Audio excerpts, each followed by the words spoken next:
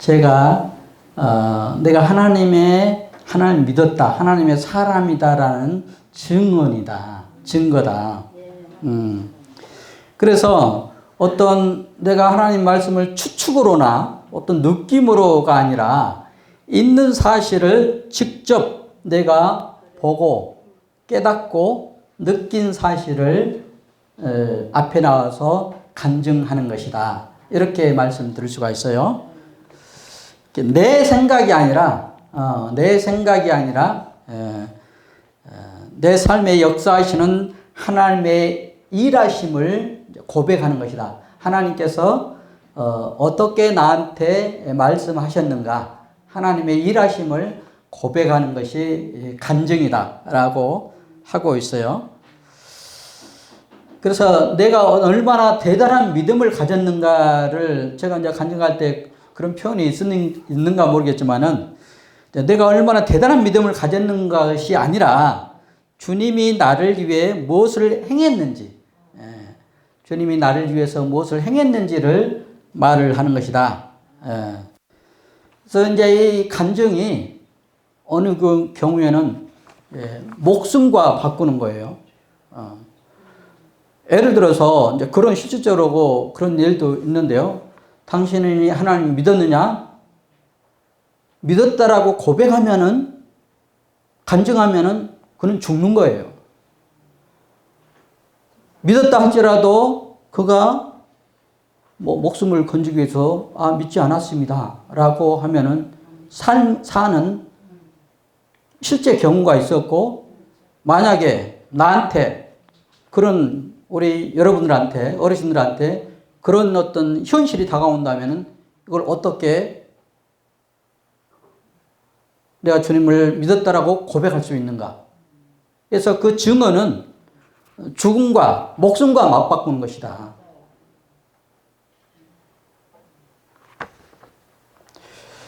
그래서 참으로 중요하고 내가 하나님 앞에서 기쁘고 즐겁고 또 그렇지만은 그 어떤 증언이, 간증이 목숨과도 바꾸는 것이다. 여기 들어가기 전에 우리 김한식 행자님께서 계속 하나님의 자녀다, 또 영접하는 자, 그 이름을 믿는 자들에게는 하나님의 자녀라는 권세를 주셨다라고 그러잖아요. 우리도 나도 나를 육신적으로 태어나게 하신 부모님이 계셔요. 어르신도 부모님이 계시잖아요. 육체적으로 한번 태어나는 거예요. 육체적으로 한번 태어났을 때 이건 신분이라고 그러거든요. 신분은 옛날에 호적을 파버린다 그런 어떤 얘기도 있는데, 그렇다 할지라도 아버지와 나와의 관계, 부모와의 나와의 관계는 지울래야 지울 수 없잖아요. 한번 태어나면은 영원한 거예요. 너는 내 자식이 아니다. 나는 아버지 뭐 때문에 압니다 라고 할 수가 없는 거죠. 한번 태어나면은 영원하다? 예, 영원한 거예요. 마찬가지로 영적인 태어남도 마찬가지예요. 우리가 거듭남이라고 그러잖아요. 태어난다고 그러잖아요. 방금 제가 얘기했듯이 영접하는 자, 곧 그 이름을 믿는 자들에게는 하나님의 자녀라고 했잖아요. 하나님의 자녀예요. 우리는 육신의 자녀였다가 이제 거듭남이 하나님의 자녀인 거예요. 하나님의 자녀는 한번 태어나면은 영원한 거예요. 누가 뭐라고 해도 육신의 아버지가 내가 아버지가 아니다라고, 또는 아버지가 내 자식이 아니다 할지라도, 그렇게 얘기한다 할지라도 한번 영적으로 거듭나면은, 태어나면은 어떻게? 영적으로 영원하다. 영원한 거예요. 그래서 그 신분, 김한식 형제님께서 신분이라고 그랬어요. 그 신분은 변하지가 않는다. 아시겠죠? 그런데 이제 이런 부분이 있어요. 이제 상태라고 해가지고, 상태, 신분과 상태다. 근데 상태는 약간 변동이 있어요. 신분은, 내가 하나님 자녀라는 신분은 영원하지만은 우리의 상태는 좋을 때가 있고 나쁠 때가 있어요. 이것을 육신의 아버지와의 관계로 얘기를 하면은 어렸을 때는 아버지가 항상 이제 예뻐하고 이제 자녀들도 따르지만은 약간 사춘기가 이제 되어지고 그러면 아이들이 잘 말을 안 듣잖아요. 그러면은 아버지들도 요즘 제가 이제 법적으로 하는데 그때 아버지하고 자녀의 관계가 많이 어그러져요. 나 때는 물론 그 자기 자신도 어렸을 때는 그랬는데 그 아이들의 행동을 보고 인정하지는 못하는 거예요. 그래서 이제 매를 때리기도 하고 심하게 이제 뭐라고 했을 때 그때 아이들하고 관계가 어그러지거든요.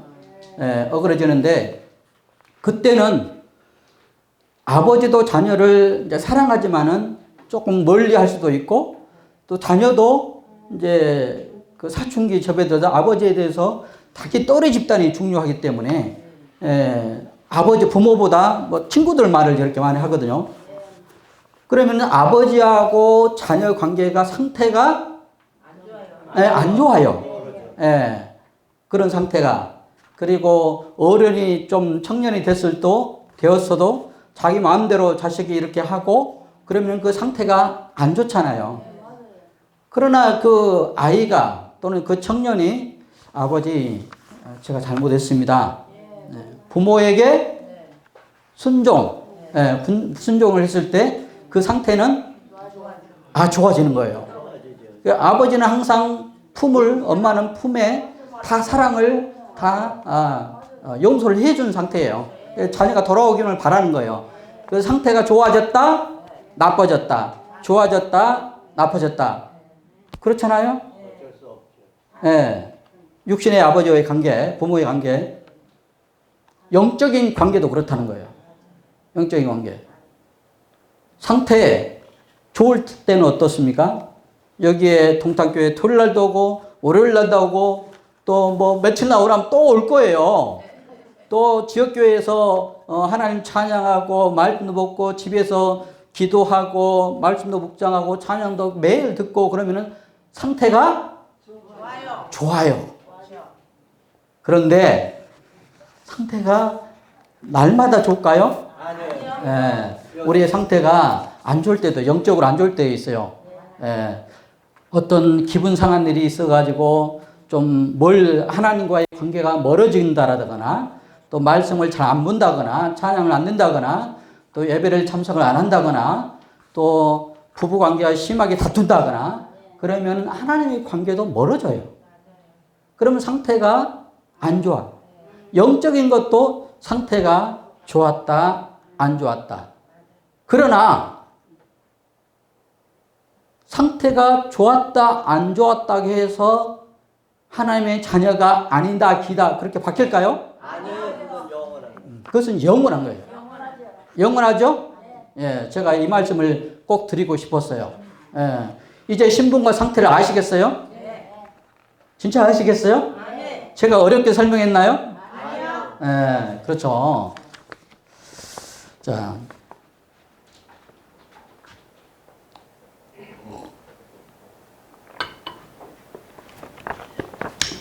간증에는 지금 제가 이제 간증을 본을 보였는데 그것을 구원 간증이라고 그래요. 구원 간증. 크게 간증에는 두 가지로 크게 대별을 한다면은 구원 간증과 무슨 간증이 있을까요? 믿음. 누가 생활 간증 이렇게 이제 크게 얘기를 할 수가 있어요. 생활 간증, 구원 간증과 생활 간증. 구원 간증은 제가 말했듯이 영적으로 죽었던 내가 어떻게 예수를 믿었고 그 다음에 죄사함을 받았고 하나님의 자녀가 되었는지 이것을 이제 고백하는 그런 것을 구원 간증이라고 해요. 구원 간증은 방금 이제 사회자 행전 진행하는 행정님께서도 단 한 번 딱 일어나는 거예요. 구원 간증은. 구원이 뭐 1년 후에 또 구원받았다, 2년 후에 구원받았다, 그럴 수 있나요? 아니요. 한 번 받으면은 자녀가 한 번 태어나면은 영원한 자녀예요. 하나님의 그 육신의 자녀도 한 번 태어나지 뭐 또 뭐 1년 있다 태어나고 2년 있다 태어나고 그러지는 않잖아요. 내가 태어난 것은 단 한 번이에요. 그래서 구원 간증은 딱 그 시점에 딱 한 번 이루어진다. 두 번째, 생활 간증이 있어요. 생활 간증은 내가 구원받은 후에 어떻게 내가 경험하고 하나님을 만나서 어떻게 치유받고 그런 여러 가지 과정들이 있는데, 구원받은 이후에 일상생활 속에서 말씀에 순종하면서 살아갈 때에 하나님께서 기도를 어떻게 응답하셨고 또 내 삶을 어떻게 인도해 가셨는지를 성도들이 모여서 구원 간증, 저 사람 구원 간증을 했으니까 알잖아요. 그래서 우리가 앉으면은 이렇게 얘기하는 것이 하나님께서 나를 어떻게 지금 삶 가운데 인도해 가고 있다라고 자연스럽게 얘기 나눈 것이 생활 간증이라고 할 수가 있어요. 특별히 이제 구원 간증과 생활 간증으로 나눈다. 그 외에 이제 가끔 이렇게 교회에 가보면은 어떤 치유 간증 뭐 집회를 하겠습니다. 그런 어떤 프랑크도 있고 또 어떤 사명 간증 얘기를 해보면은 고난과 치유 간증이라고 극심한 내가 질병에 걸렸었는데 또는 경제적 위기에 처했었는데 어떤 사람과의 관계가 깨져 버리는데 그런 것들이 고난 속에서 하나님께서 어떻게 이것을 해결해 줬는지 그런 어떤 치유 간증 또 그 고난을 어떻게 통과했는지 그런 삶의 생활의 치유 간증이라고 그렇게 얘기에 붙일 수도 있어요. 어느 집사 무슨 간증 집회 뭐 이런 문구도 가끔 저도 본 적이 있어요. 그 다음에 이제 사명 간증이라고 우리 이진혁 우리 전도사님께서 실질적으로 동탄에 왔을 때에 교회에 왔을 때 내가 어떻게 동탄에 오게 됐는지 예를 들어 한다면은 또는 어떤 부름을 받고 동탄을 오게 수원 중부에서 20년 섬기다가 오게 된 것인지 내가 어떤 사명을 받고 왔는지 그런 어떤 사명 간증. 그 다음에 선교사님들 있잖아요. 선교사님들이 그냥 하나님의 부름을 받았을까요?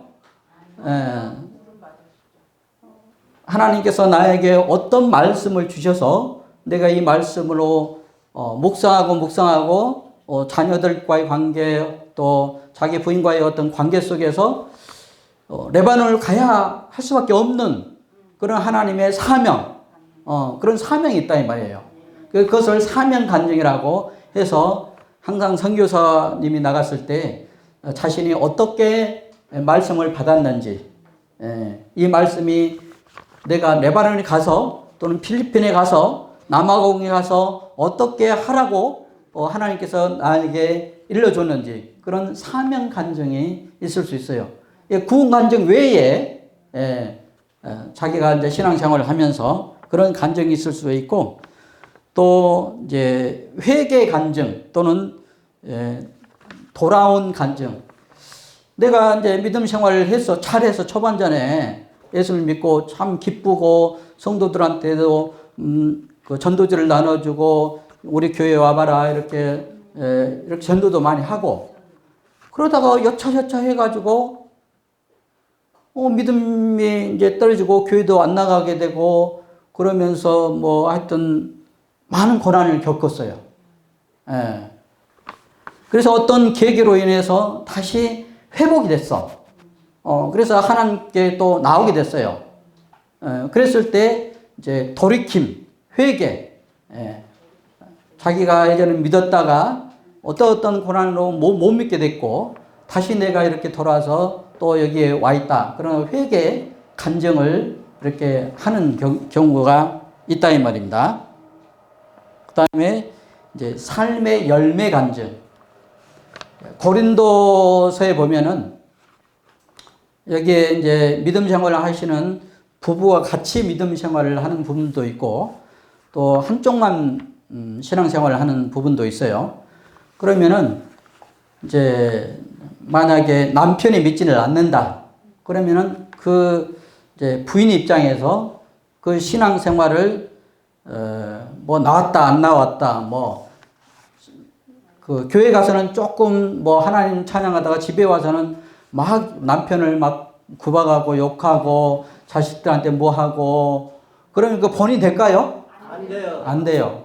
그래서 삶의 간증이라고 해가지고 그 부인이 그 부인을 봤을 때 남편이 그 부인을 자기 부인을 봤을 때 우리 부인은 어떻게 저 안에 하나님이 있으며 저런 모습으로 하나님을 참 잘 섬기고 있다. 삶의 본이 된다. 내가 우리 부인만큼 하나님 믿는 사람이면 나도 믿겠다. 이게 삶의 어떤 간증이에요. 뭐 바꿔서 어떤 남편이 믿는다. 그러면은 부인이 믿지 않았을 때 그 남편 입장에서 하나님 열심히 하고 또 선행도 또 하고 말씀도 전하고 또 집에서도 부인한테 잘 대해주고 실질적으로 많이 있거든요. 그랬을 때 그 부인을 위해서 기도하고 남편을 위해서 기도했을 때 저 남편, 저 아내 속에 있는 하나님을 내가 믿고 싶다. 이게 이제 그 삶의 간증, 본이 되는 거예요. 우리가 믿지 않게 되는 어떤 계기가 삶의 본이 안 돼서 저 사람 때문에 못 믿겠다. 이런 것들은 많잖아요. 많아요, 진짜로. 저 믿는 것들, 뭐 무슨 쟁이들, 뭐, 맨날 거짓말만 하고, 뭐, 네가 그러면서 장로냐? 뭐, 법정에서 막 따지고, 이런 것 때문에 못 믿는 사람이 의외로 많다는 거예요. 그래서 생활 간증이 참으로 중요하다. 여기에 계신 어르신 분들은 다 본이 되는 거죠? 반가워요. 박수.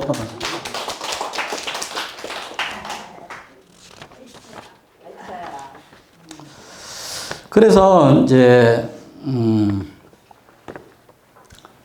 로마서 10장 이제 9절에 보면 이런 말씀이 있습니다. 제가 읽어 드릴게요. 내가 만일 내 입으로 너의 입으로 예수를 주로 시인한다 라고 시인하며 이렇게 되어 있어요.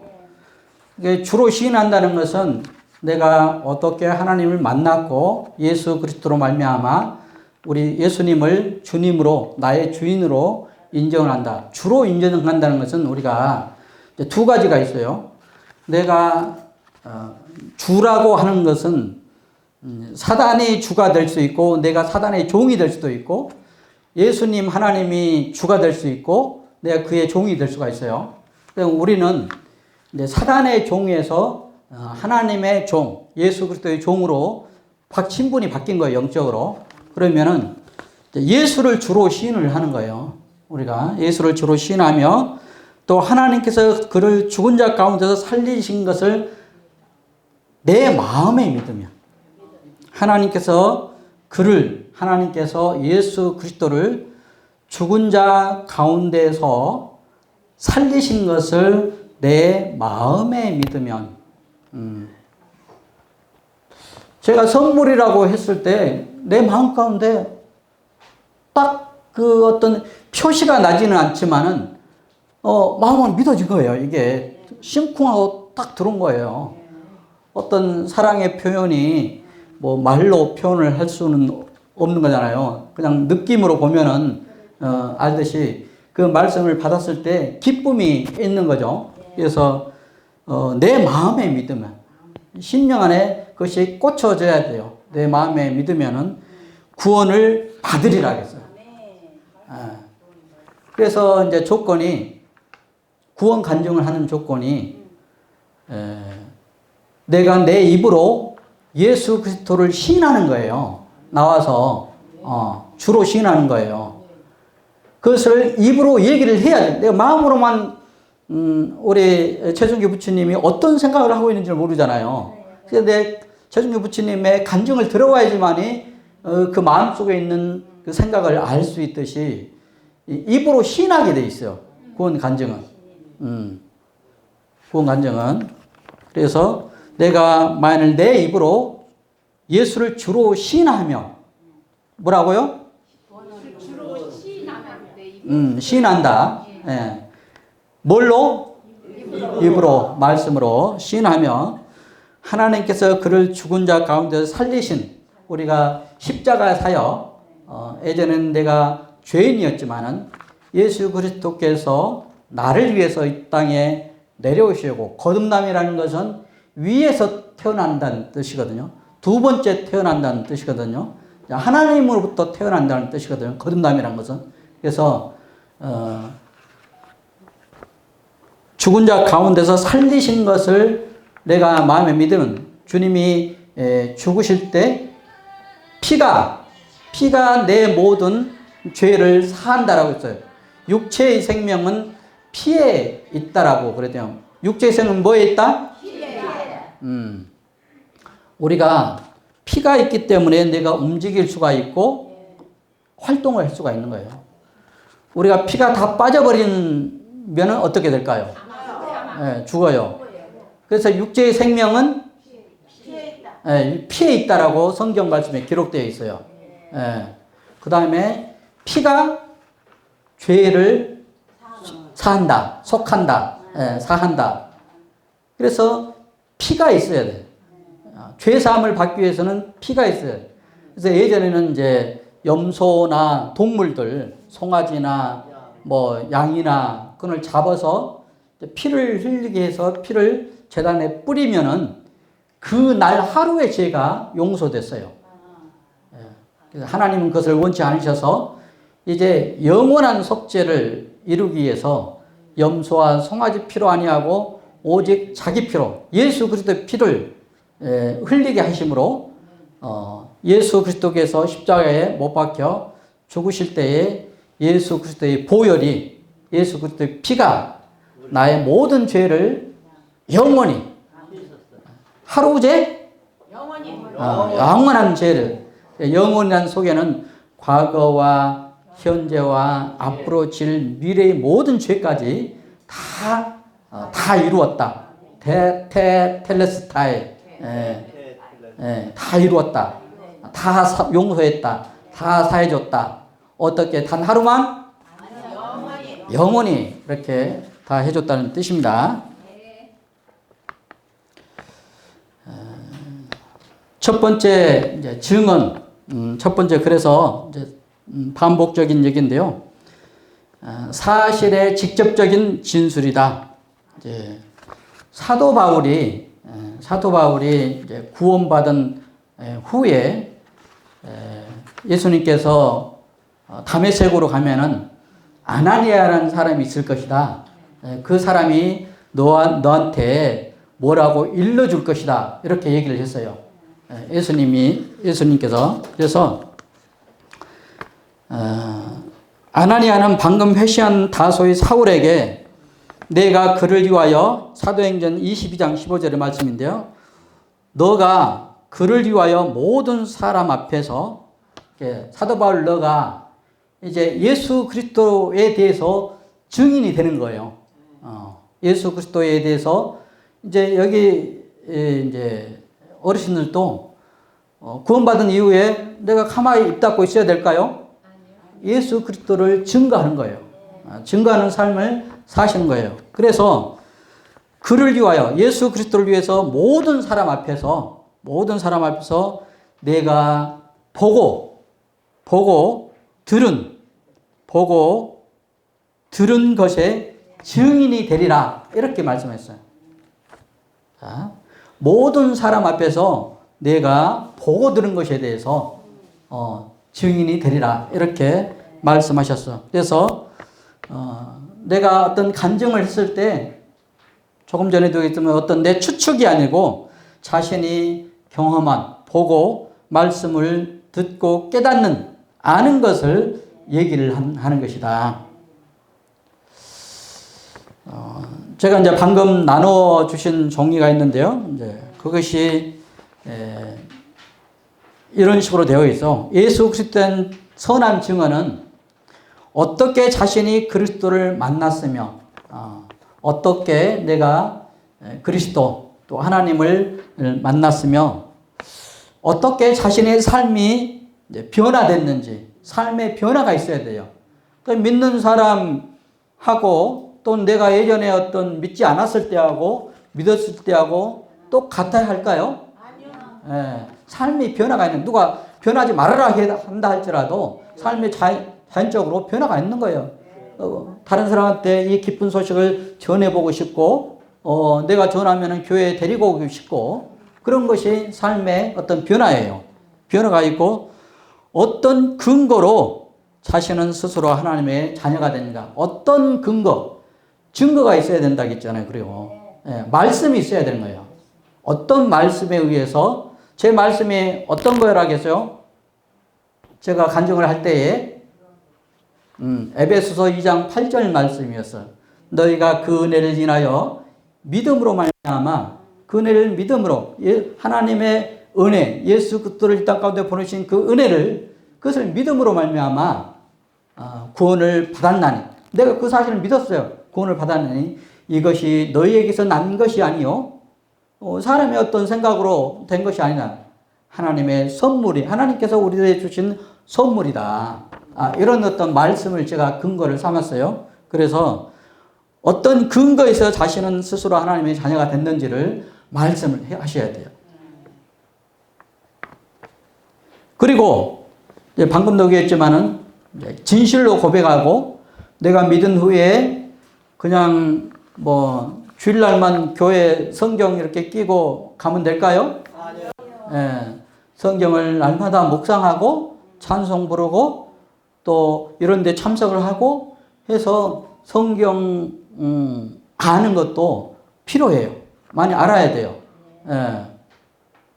그래서 누가 성경에 대해서 물어보면은 이 말씀을 찾아서 전해줄 수 있는 그래서 뭐라 했냐면은 너희 속에 있는 소망에 관한 이유를 묻는 자들에게 대답할 것을 항상 준비하되 온유와 부드러움으로 하라고 했어요.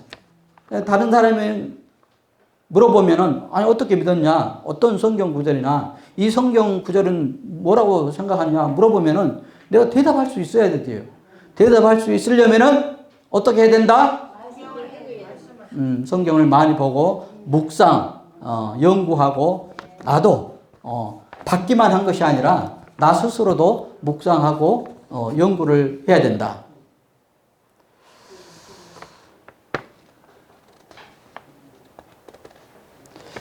보통 우리가 이제 그 토요일 날 이렇게 복음을 전할 때 죄에 대해서 이렇게 많이 전해요.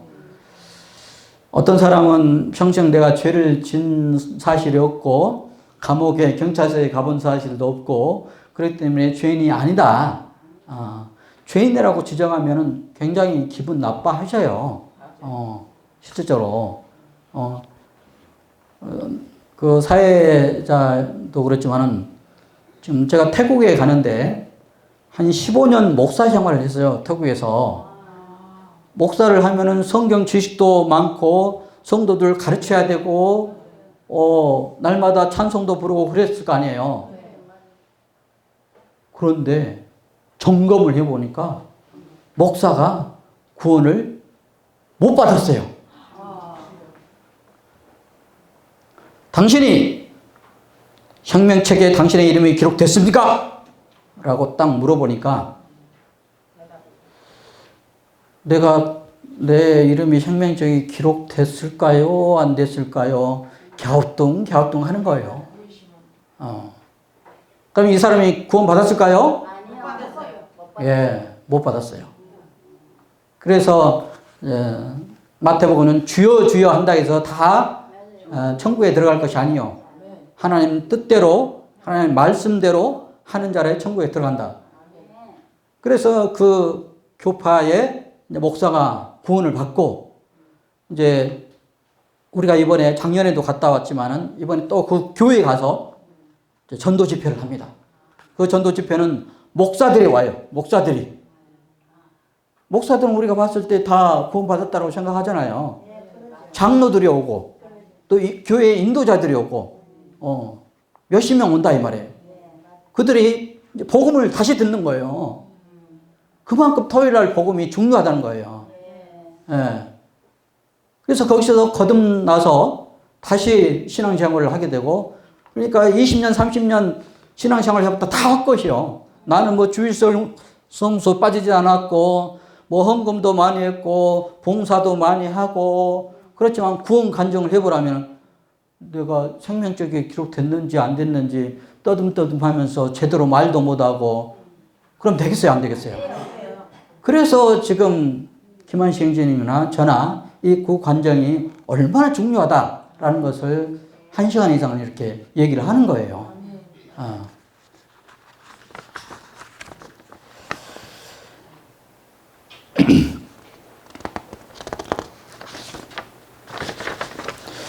성경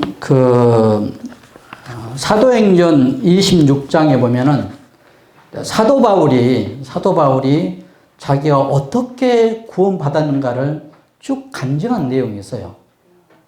간증한 내용. 사도행전 26장을 한번 봐보세요.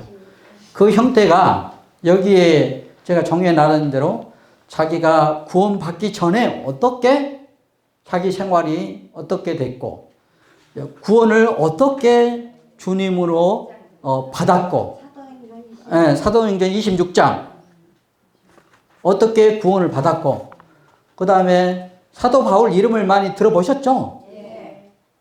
예. 사도 바울이 신약 성경의 대부분을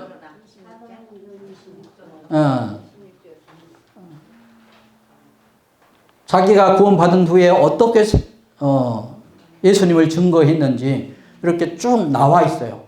그래서 저도 이제 그 프린트 나눠준 거에 그런 것을 토대로 이렇게 작성을 한 거예요. 어떻게 보면은 어떤 체계가 구원 간증의 모본, 구원 간증은 이렇게 해야 된다. 이런 것이 사도 바울 사도행전 26장에 그 예를 들어서 사도 바울이 어떻게 이제 아그리빠 왕 앞에서 자기가 구원받았는가를 간증하는 거예요. 예, 그래서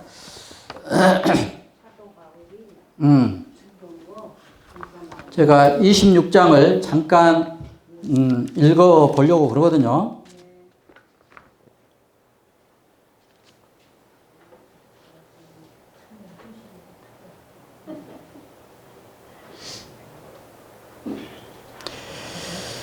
에, 26장 4절에 보면은 26장 4절부터 제가 한번 읽어볼게요. 내가 처음부터 내 민족과 더불어 예루살렘에서 젊었을 때에 생활한 상황을 유대인이 아는 바라. 이제 이 사도 바울은 굉장히 지식적으로 또 그때 당시 이제 유대인으로서 바리새인으로서 하여튼 그 가말라의 그 문화생으로서 이렇게 성경적으로 굉장히 박식한 사람이에요. 지식적으로. 근데 그가 예수님을 믿지를 않았어.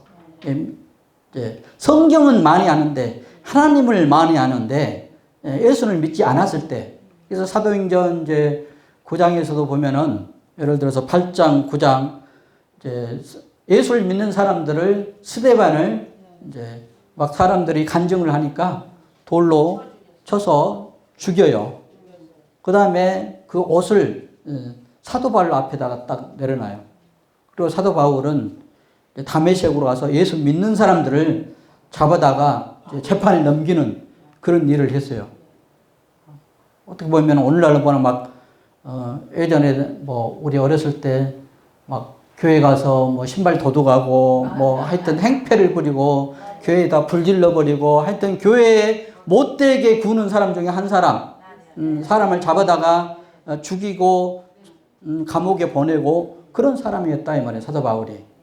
예. 그래서 그 과정이 이렇게 쭉 나오는 거예요. 일찍부터 나를 알았으니 그들이 증언하려 하면은 내가 우리 종교의 가장 엄한 팔을 바리새인의 생활을 하였다고 할 것이라. 이제도 여기 서서 신문 받는 것은 하나님이 우리 조상에게 약속하신 것을 바라는 까닭이니 이 약속은 우리 12지파가 밤낮으로 간절히 하나님을 받들어 섬김으로써 얻기를 바라는 바인데 아그리빠 왕이여 이 소망으로 말미암아 내가 유대인에게 고소를 당한 것이라 당신들은 하나님이 죽은 사람을 살리심을 어찌하여 못 믿을 것으로 여기시나이까 나도 나사렛 예수의 이름으로 대적하여 많은 일을 행해야 될 줄 스스로 생각하고 그러니까 그때 당시에는 하나님을 믿는데 갑자기 어떤 사람들이 예수님을 믿는다고 해서 그 사람을 다 여기 있는 대로 나도 나사렛 예수 이름을 대적했다.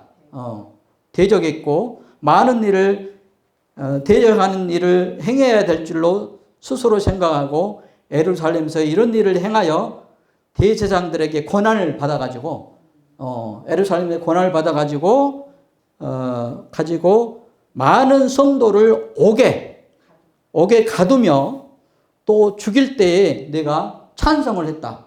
죽여라. 그런 찬성을 했다는 뜻이에요. 투표를 하고 모든 회당에서 여러 번 형벌을 하여 강제로 못 오가는 말을 하게 하고 그들에게 심히 격분하여 외국 성에까지 가서 박해했다. 다메섹에 가서 박해를 했다. 그래서 구원받기 전에 어떤 상황이에요. 제가 이제 나라준 유인물에 보면은 구원 간증문에서 자 한번 같이 볼까요? 1단계 보면은 구원받기 이전 그리스도를 영접하기 이전에 당신의 과거의 삶 가운데 어떤 요소들이 당신에게 변화의 필요성을 느끼게 했는가? 예수님을 믿기 전 나의 종교적인 배경이나 삶의 모습은 어떠했는지 이야기합니다. 내가 죄에 대해서 어떤 의식을 하고 있었는지, 또 공허함, 평안이 없음, 죽음에 대한 두려움, 내 삶에 왜 변화가 있는지를 솔직하게 구원받기 이전에 다 달라요. 뭐 자기 삶의 100명이면 100명이 다 다르겠죠. 그런 어떤 단계가 있다. 첫 번째 구원 간증을 쓴 단계.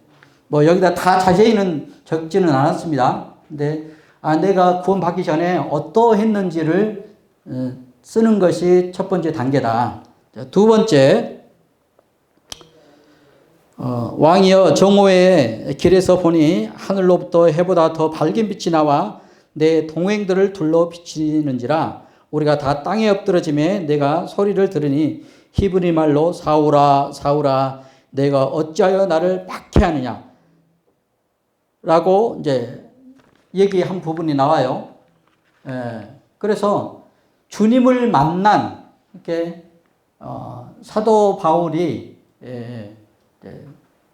예수 믿는 사람을 잡으러 다메섹이라는 곳으로 가다가 그 길에서 음성이 들리는 거예요. 예수님 만난 거예요. 부활하신 예수님을 만난 거예요. 사울아 사울아 내가 어찌하여 나를 핍박하느냐. 예수 나를 핍박하느냐. 성도를 핍박하는 것이 믿는 예수로 믿는 사람을 핍박하는 것이 곧 누구를 핍박하는 것이다? 예수님을 핍박하는 거야. 왜 나를 핍박하느냐? 그러면서 예수님을 만나고 사도 바울이 눈이 멀었어요. 눈이 멀고 이제 아나니아가 기도함으로 눈이 다시 떠지게 되는데 그 과정이 예수님을 만난 그런 과정이에요. 두 번째 단계가 구원받은 경이 보겠습니다. 그리스도를 영접한 경이다. 그래서 내가 언제 어디서 어떻게 하나님과 예수님을 인격적으로 만났는지 구체적인 상황을 설명을 하는 것입니다. 그래서 막연한 느낌이 아니라 나의 양심을 깨우고 확신을 주었던 하나님의 말씀이 무엇인지를 꼭 언급을 해줘야 된다. 물론 뭐 그것이 지금 이 순간 내가 어떤 말씀을 받았으면은 그 말씀을 기록하고 해야 된다. 왜 말씀을 기록을 해야 되냐면은 제가 조금 전 서두에 신분과 상태에 대해서 얘기를 했어요.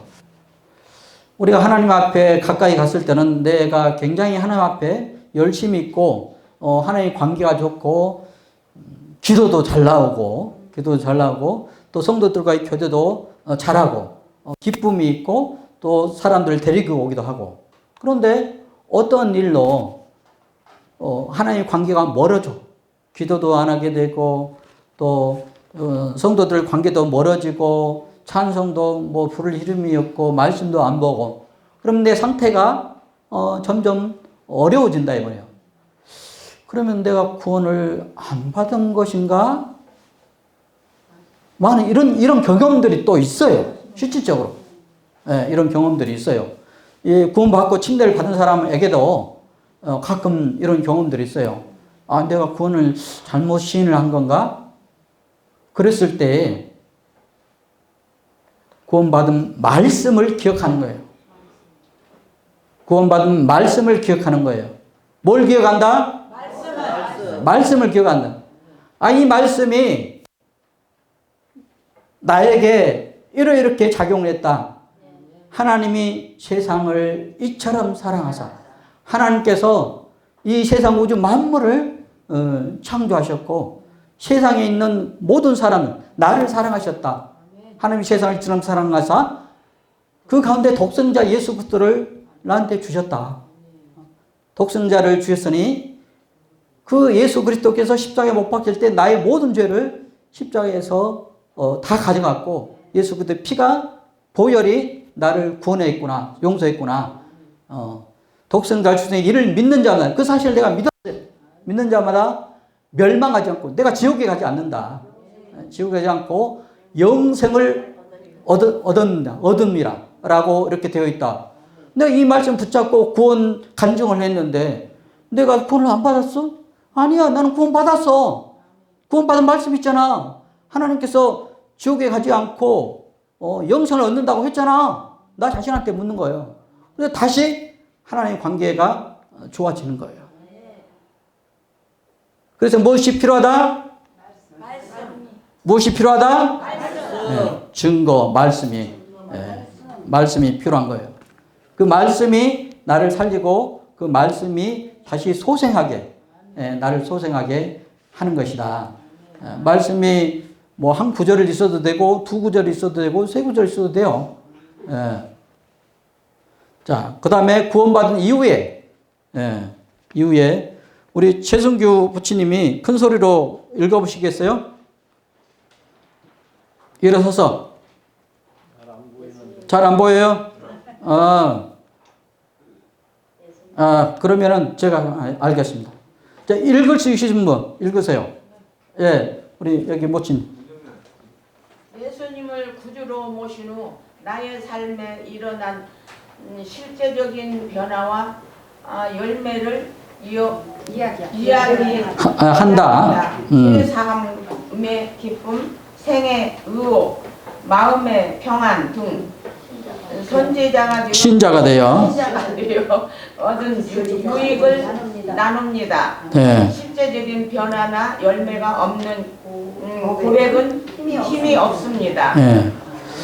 제가 이제 구원받은 이후에 하나님 안에서 참 교사, 중고등부 교사를 하고 또 성경 청년의 교사를 하고 성경 말씀을 뭐 새벽 막 2시까지 보고 또 하나님 안에서 살기를 원하고 주일날 감사 예배를 드리고 이런 어떤 과정 속에서 나의 어떤 기쁨이 되고 또 이제 친인척한테 복음을 전하려고 하고 믿지 않는 사람들이 있으면 항상 믿기를 간절히 기도하고 또 그 사람들의 전도들을 나눠주고 이런 것이 믿는 이후에 구원받은 이후에 간증이라 이 말이에요. 그런 삶이라 이 말이에요.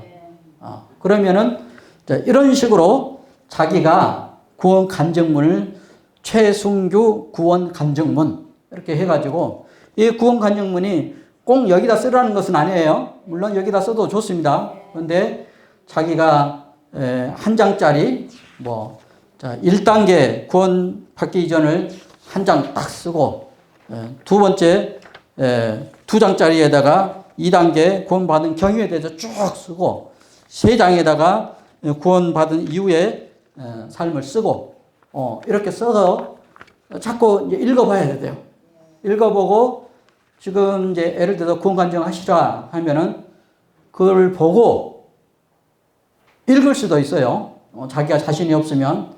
그런데 구원 간증을 제 어떤 구원 간증을 제가 어떤 보고 읽었나요? 예, 자기의 어떤 구원 간증은 자기의 어떤 삶에 예수님을 만난 그 증거니까 그냥 경험한 것을 얘기할 수가 있어요. 누구 앞에서도 부끄럽지 않고 구원 간증 해보십시오. 그러면 아이고 나는 하나님이 이렇게 믿었다라고 날뛰면서 기뻐하면서 나와서 간증할 수 있는 그렇게 할 수 있습니까? 네. 그래서 항상 꼭 써보시고 그것을 몇 번 읽어보시고 또 그것을 어디 가든지 보관하고 있다가 나를 소개할 때 프린터해서 나는 이렇게 구원받았다라고 할 수 있고 증거할 수가 있어요. 그래서 뭐 다른 지역교회에서 우리 교회로 왔다. 그럼 어떤 사람이 그런 프린트를 딱 해가지고 저는 이렇게 구원받았습니다. 이런 사례도 있어요. 그래서 그만큼 구원 간증이 중요하다. 그래서 구원 간증을 듣고 이분이 구원을 받았는지 안 받았는지를 정확히 알고 나서 그 다음에 침례를 이제 행하게 됩니다. 침례 이제 받았으면은 그때 당시 침례가 진짜로 믿고 침례를 받은 것인지 아니면은 내가 뭐 침례를 받으라 해서 받았는지 우리 모임에서도 침례를 2번 받은 사람도 많아요. 그때 당시에는 뭐 우리는 이제 세례는 물을 뿌린 거잖아요. 침례의 의미가 중요한 것이 왜 중요합니까? 침례의 의미가.